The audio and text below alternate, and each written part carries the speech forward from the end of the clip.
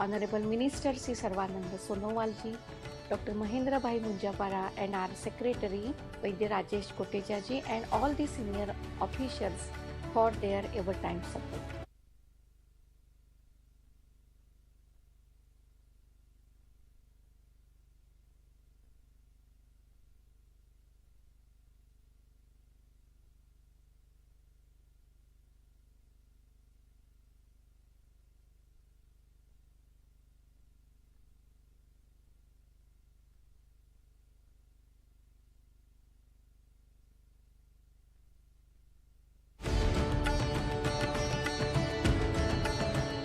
On the 6th Foundation Day of All India Institute of Ayurveda, we are thankful to Honorable Minister Sri Sarvanand Sonowal ji, Dr. Mahendra Bhai Munjapara and our Secretary Vaidya Rajesh Kotecha ji and all the senior officials for their ever-time support. The All India Institute of Ayurveda, AIIA Sarita Vihar, New Delhi, stands as a testament to India's commitment to preserve and promote its ancient holistic healing tradition.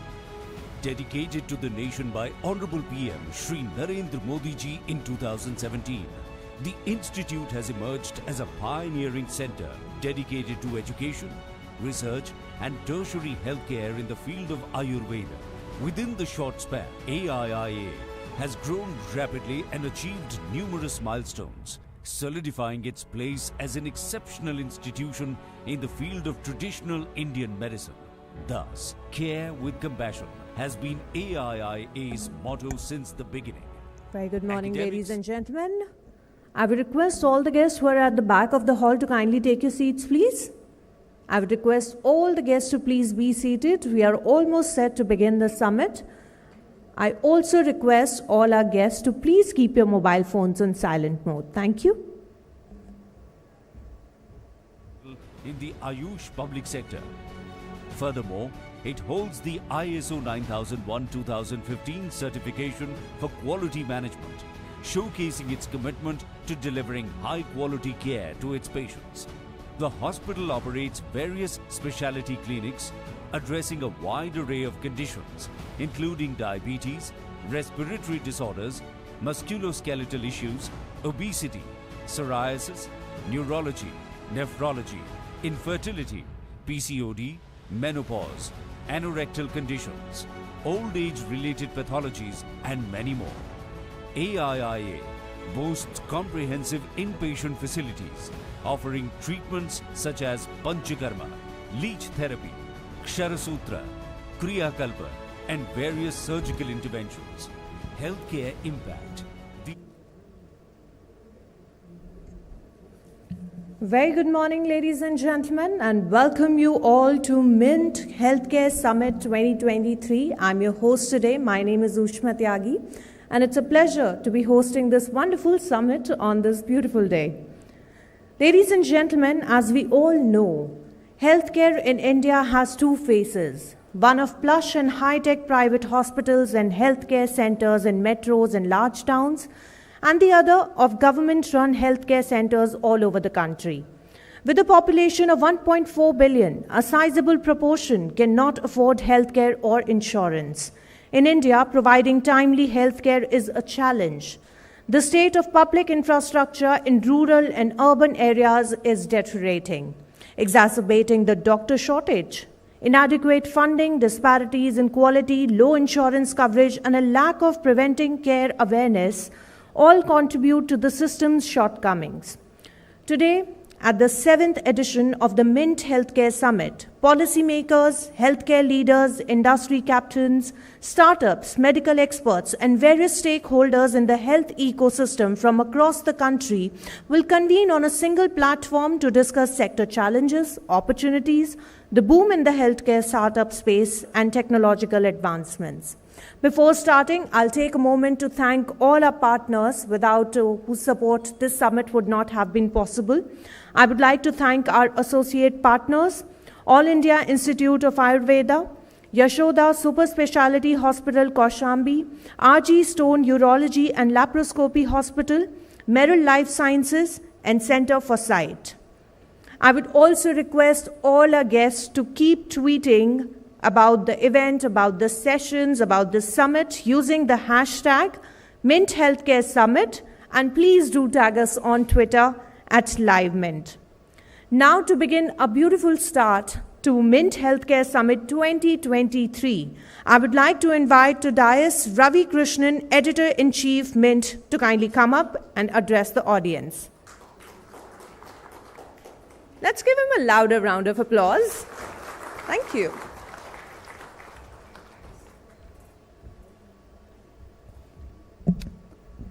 Ladies and gentlemen, esteemed guests, distinguished participants, Secretary of Ayush, Vaidya, Rajesh Koteja ji. It's my honor and privilege to extend a warm welcome to each and every one of you to Mint's Healthcare Summit.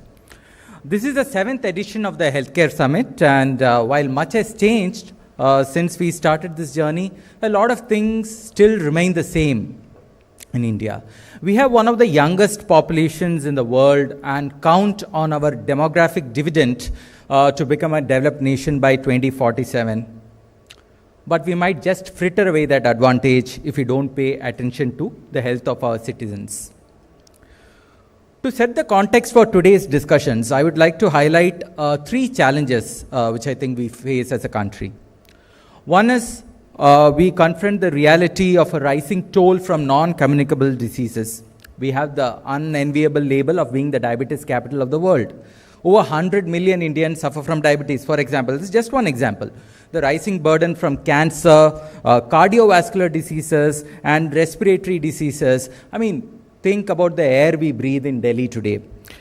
These all emphasize the urgent need for a comprehensive approach to healthcare. We should move away from a treatment-based approach to preventive care, early detection, and so on. The second issue is access to healthcare and its equity. That leaves much to be desired. Total government health expenditure is around 2.1% of GDP, which is not enough when you compare it to a lot of other comparable nations at a comparable stage of development. There is a shortage of infrastructure and manpower, particularly in rural areas. The doctor-patient ratio remains a concern, impacting the quality and timely delivery of healthcare services. There is disparity between states, between urban and rural, and between the private and the public sector. Third is the challenge of increasing insurance coverage for Indians. Out-of-pocket expenditure on healthcare as a percentage of total healthcare spends is estimated at around 47% today. It's a decline from 62%, which was there, I think, around 2016. But, it's much higher than the world average of 18%. We have all heard stories of even middle-class families being pushed to poverty, because someone in the family fell sick and had to be admitted to hospitals for a long time, etc. Well, much has been done, in the past few years with initiatives like Ayushman Bharat. A significant percentage of Indians remain uninsured and are facing the burdens of these diseases. I mean, but I don't mean to sound negative because, we have got a lot of things right. So although COVID-19 exposed the soft underbelly of our healthcare system, we rose to the challenge with our successful vaccination program. Our achievements in reducing infant mortality and maternal mortality rates also demonstrate that positive change is possible when we put our hearts and mind to it. It's important to draw lessons from these successes and apply it to our broader health framework. And also new technologies like artificial intelligence now offer much hope for the future. We have a large number of startups now trying to solve big problems in healthcare and also in health tech. So may our discussions and questions, asking better questions is a USP of Mint, and collaborations, may these pave the way for a brighter and healthier future for India. Thank you very much.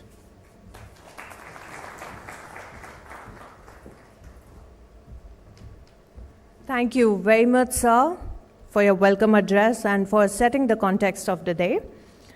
Now it's time to have our first keynote address of the day on Ayush, India's gift to the world. And to deliver this keynote address, may I please invite on stage Vaidya Rajesh Kotecha, Secretary, Ministry of Ayush. Can we please give him a huge round of applause?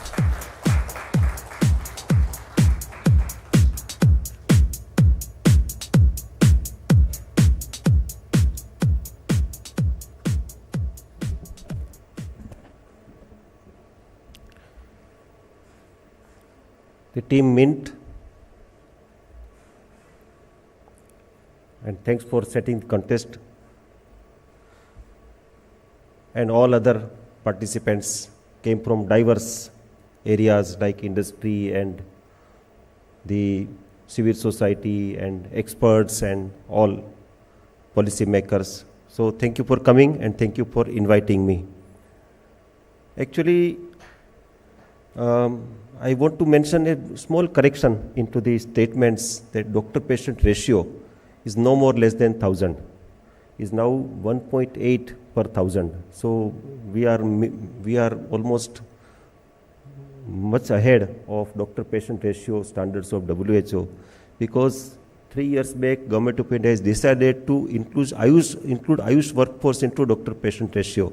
So it was notified by MOSPI, and now it is formally, in public domain, that it is no more a concern, because Ayush workforce is huge, almost 700,000. This is one thing. And, from the perspective of what Ravi ji mentioned, it is true that we all need to collectively think about how we can collectively think about resolving these, issues of the healthcare sector into our country. But everything is not grey. And then I'm happy that he also has mentioned that in last few years, a lot of things has happened. And that is one of the thing. One of the area that I'm representing is Ayush. And in our country, it's a very special thing that we have a separate federal ministry of Ayush in our country. And this ministry is working with the health ministry together and then delivering a lot. I will have some examples and some discussions. So I'll focus mainly on Ayush, looking at these contexts, what Ravi ji has mentioned, but I will be speaking more of Ayush, what Ayush is doing into these areas of health and how we are contributing. So this is that I want to do. If somebody can help me to how to do this, Okay. So we have in 95 it became a department. Before that it was a small section into the ministry. In 2003 it was renamed as an Ayush, and on 9th November 2014, immediately after our Honorable Prime Minister became the Prime Minister, in few months the Ministry of Ayush is now it was a full-fledged ministry. There is a later development also. For first few years, it was headed by a minister having independent charge, a state minister. But in 2019, this ministry has been given a cabinet minister, a minister of state. So it's a full-fledged big ministry. And then because of this status, this ministry has delivered a lot, not only into the policy, but into actual area of research, education, public health delivery system. Everywhere there is a lot of delivery. I was just talking with one of the team member, and she was asking me that what is about your budgetary allocation, of ministry. I said that it is more than 5 times. So in 9 years, no ministry has 5 times, more than 5 times. Of course, our kitty was small, but still from 700 crore to 3,600 crore in 8 years, 9 years is big. So that also has happened, and then there are a lot of such things has happened in last few years. And so from different perspective, I would like to speak. Like for example, for policy support mechanism, we have different enactments. So one of the act is National Commission for Indian System of Medicine. So it has replaced earlier act CCIM, Indian Medicine Central Council Act. So after enactment of these two acts, homeopathy and national medicine, Indian medicine. So all of the education sector has a lot of reform, lot of transparency, and this is being reflected now that the new generation people who is coming out as a product of Ayush, they are world class, they are delivering. So this is one of the area. Then another is we have this legal support from Drug and Cosmetic Act. Now we all know that there is a new drug act coming up and it is in public domain, and in maybe this year or maybe in later part of this year, next year it will be cleared. So in new drug act also we have, together with Ministry of Health, we worked hard and we are trying to bring in lot of transparency and ease of doing business. Also with BIS we are working with Indian standards, and later we want to take it to the ISO for products and services of Ayush. With Quality Council of India we are working, and then a lot of quality certifications like NABH and other things are happening. May I have the next? In education sector, other than these two acts, we also have another two achievements. One is that Institute of Teaching and Research in Ayurveda Jamnagar is the first institute which by act of the parliament was upgraded as an institute of national importance. It's like IIT, IIM, AIMS. So this is first ever Ayush institute upgraded, and now it is working at that level. This is one thing. Another thing is our National Institute of Ayurveda at Jaipur. It's also became a de novo category university in last few years. Next. Whenever we have some discussion on Ayush, the Ayush people are advised that you people are good, but you ought to bring evidences. You need to generate evidences, but we don't know what is going on. So this is very specific that I want to mention, and I would request all of the participants to go to Google and then type Ayush Research Portal. We have started an index services of Ayush publications, and at that portal we have put more than 40,000 publications, which is index journals or peer-reviewed journal publications, and all those Ayush related publications are published across the globe in the best journals of the globe, including Indian journals, which is UGC care list journals. So specifically there are some interesting evidences that we have created, like we are working with CSIR IGIB, Institute of Genomics and Integrative Biology, and there we have a 3-sutra program, Ayush Genomics. So we all know that in Ayurveda there is a Prakriti, Vata, Pitta, Kapha, Prakriti, and according to the Prakriti we customize our lifestyle and our aptitude, and lot of things are there. There is a huge knowledge being in practice. So we wanted to understand whether there is a genetic connection of phenotypes, of connection of our human genome with the Prakriti principle. So this unit is a center of excellence, and they did a lot of work about that, and they have contributed a lot of publications, lot of translations of Prakriti analysis and then its practical applications. Another is Ayurtech at IIT Jaipur. So at IIT Jaipur they are looking at the medical devices area of Ayush, and there is a lot of development into that area. Another is CIMR AIMS. In AIMS there is a Center of Integrative Medicine and Research. So this center is in Delhi, is working on Ayush researches, high-end Ayush researches. So I want to cite a couple of examples that this center has published. One of the publication is that adding yoga into migraine management, and then if somebody is having severe migraine, they are supposed to take a lot of medicine. So this work has was able to establish that if we add yoga, there is less need of medicine and there is a less frequency and intensity of the migraine attacks. So this is something. Another publication that I want to cite is very unusual, publication coming from the AIMS. This publication is talking about assessment and comparison of the yoga practitioners and people going to the gym for the exercise. So from the physical parameter perspective, the outcome was the same. But they did assess on the functional MRI, they did assess the guna, sattva, rajas, tamas guna, that if somebody is practicing yoga, their sattva is up, and if somebody is going to the gym, their sattva is down. And that publication came from the CIMR AIMS. Then we are working with ILBS, Institute of Liver and Biliary Sciences, that in Panchakarma, Ayurveda offers Panchakarma is a detoxification, different kind of detoxification. One of the Panchakarma is Virechana Chikitsa, in which the chikitsak, the physicians give lot of ghee and then do purge.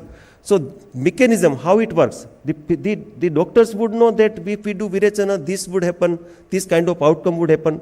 But then how it works.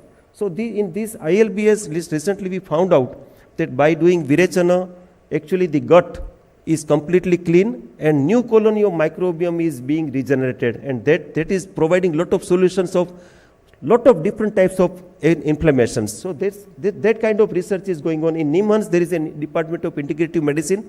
Their professor is from Ayurveda, associate professor is from yoga, and assistant professor is from psychiatry. So this is a model for future model of our country.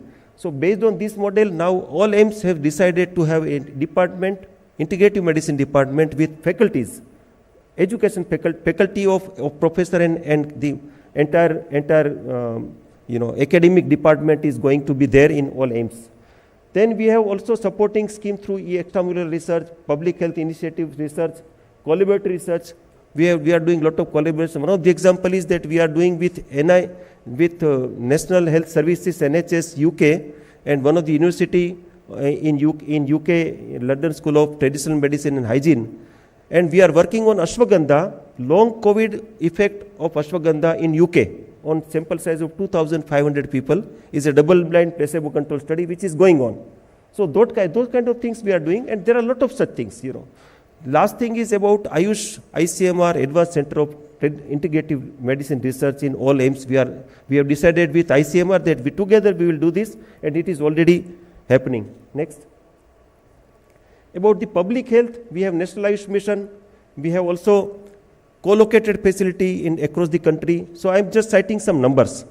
More than 25,000 facilities across the country, including district hospitals, including PSCs, CSCs. There is a co-location of Ayush. There are more than 12,500 standalone Ayush health and wellness centers being operational. Or from that 12,500, almost 9,000 is operational. By June next year, we are committed to finish this 12,500. And the patients are coming in a big way. So this is an example that from 1st January 2022 to 31st December, in these 7,000 entry-level health and wellness centers, we have seen 8.42 crore patients. So it's huge. Average footfall is 40 to 50 per a small center which is catering 3,000 population. So it is huge. So that is happening, and there are a lot of different programs addressing non-communicable diseases, addressing mental health care from Ayush, addressing school health children. Different names we have given, the Supraja and Ayurvidya and Ayush mobile medical units, etc. Next. We also work in the area of medicinal plant, promotion of medicinal plant, because the feeder from Ayush medicine is from medicinal plant. So we are also taking care of that more and more medicinal plants are cultivated, and we have less and less dependency on the forest resources. That is happening also. Then in National Ayush Mission, I already spoke about that, but other than that, there are 113 Ayush education institutions upgraded in last 8 years, 315 Ayush hospitals and 5,000 plus dispensaries were upgraded, 137 50-bedded hospitals across the country has been supported, and then there are different co-locations, etc. that I already mentioned. Next. There is another important area of Ayush, that is Ayush Grid. So we are working on having digital solutions for all of the things about Ayush, not only research and education, but public health and all of the other solutions. So we have found, already we have established more than 22 such solutions, including AIM Yoga application, Namaste Yoga, Ayush-based health management information system, eCharak is a marketplace for medicinal plant, or eSanjeevani mobile application, Ayush Next. So just to mention one interesting thing which is highly appreciated is Vibreak application. In Vibreak, like we all work hard and we believe that we work hard, but we have no physical activity. We just sit and doing mental exercise, but no physical exercise. So this Vibreak application gives the room for everybody of us of having 5 minutes capsule of some stretching and some yoga and some meditation, sitting on the chair or by just standing up on our desk and then doing some stretching. So this application is available on both platform, on Apple and then on Google platform. So there are so many such things are happening in the area, but lastly I want to mention that we are working with ITO, WHO joint initiative of AI in health. So in AI in health, we have proposed that there should be AI in traditional medicine, and Government of India is leading this initiative. So we are working with them and then creating AI solutions for health. Next. This is something very interesting, because when we talk about Ayush, we always have this narrative that there is a problem with the products, there is a problem with the services, and we don't know what they are giving. So that's a narrative. It's largely not true, but more of a narrative. So what we want to do authentically, we want to record.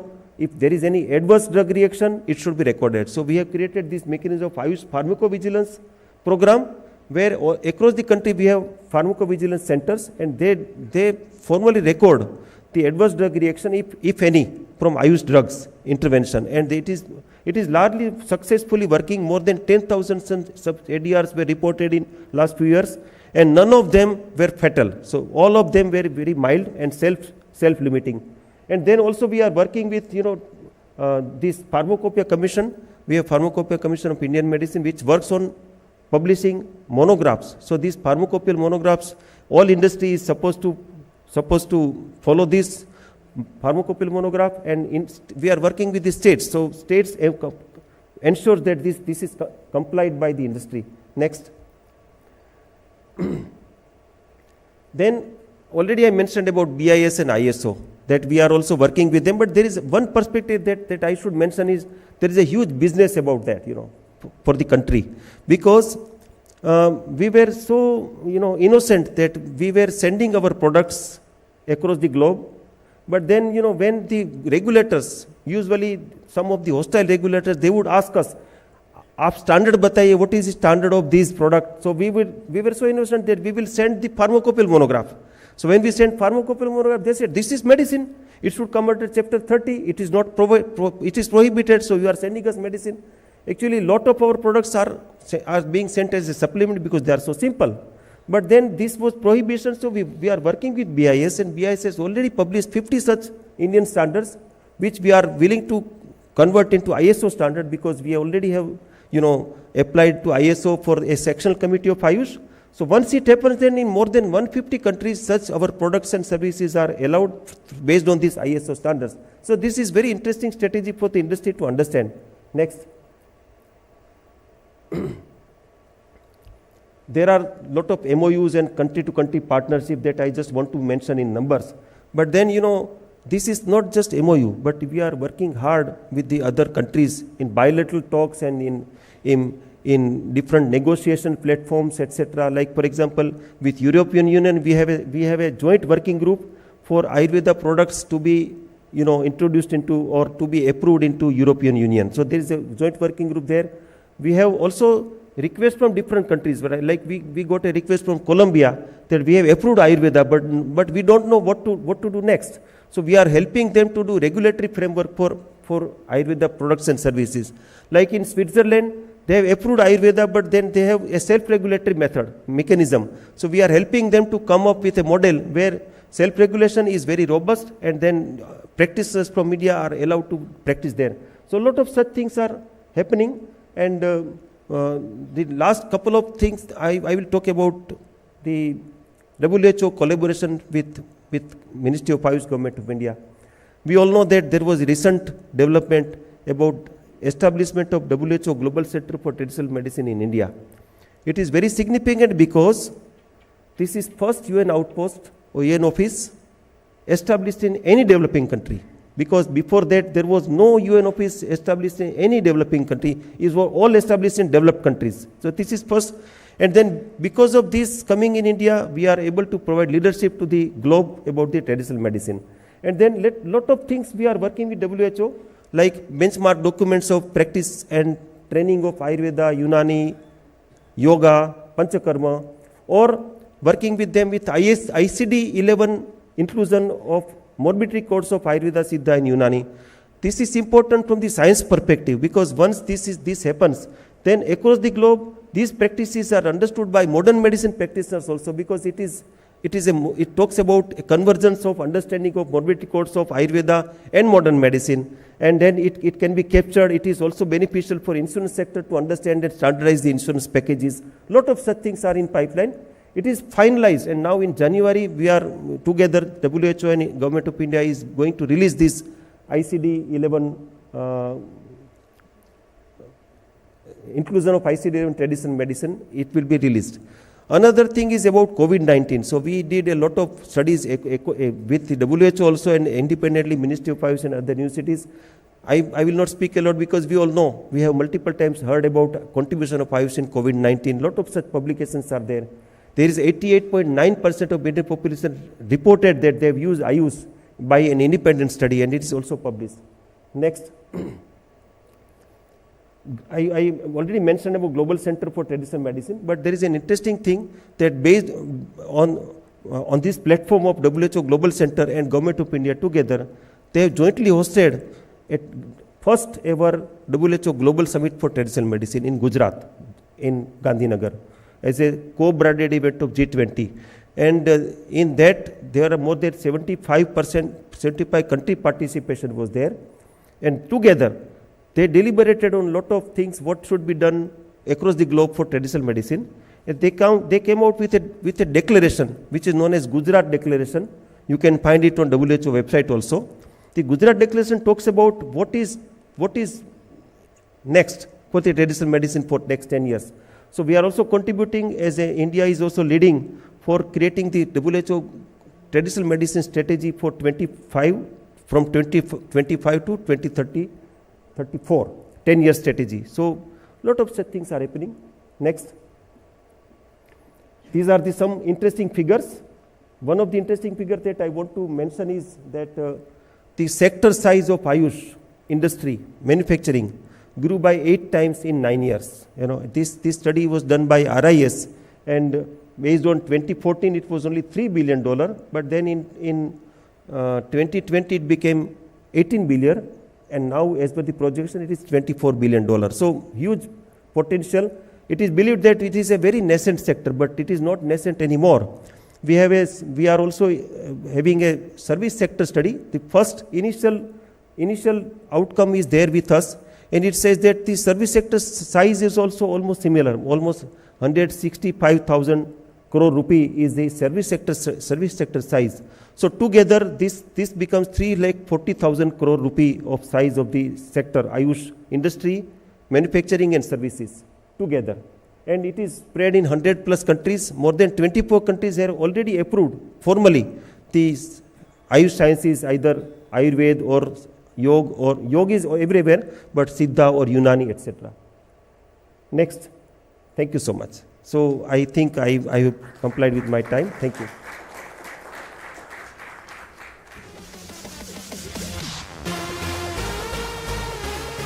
Thank you very much, sir, for sharing all the wonderful insights with us. Once again, we would like to thank Shri Vaidya Rajesh Kotecha ji for joining us today. Thank you so much, sir. Up next is the session of the day, Super Speciality Hospitals, Challenges and the Way Forward. I would like to invite the moderator for this session, Alokesh Bhattacharya, Deputy Managing Editor, Mint. And the speaker on this session will be joining us online, Dr. Upasana Arora, CEO and Managing Director, Yashoda Super Speciality Hospitals.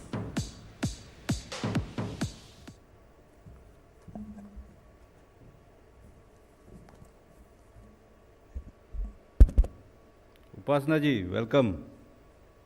Can you hear me? Yes, good afternoon. Good afternoon. Thank you. We have quite a few people here in the hall. I don't know if you can see them. They are here. No, I can see you only. Yeah. A lot of people are here listening to you. And we'll have a short and sharp session like we discussed yesterday. So Yashoda Super Speciality Hospitals has been doing quite a lot of interesting things in recent times. You have a robotic surgery department now with AI, right? A lot of work on the technology side. You're also getting into genomic testing with another analytics partner. All very, very exciting things, which I'm sure must be costing you a lot of money also. We'll come to that a little later. But first, if you could tell us, super specialty hospitals like yours, typically we tend to look at them as highly expensive and, super specialty hai, let's stay away, go to some, more affordable places. Is that a right kind of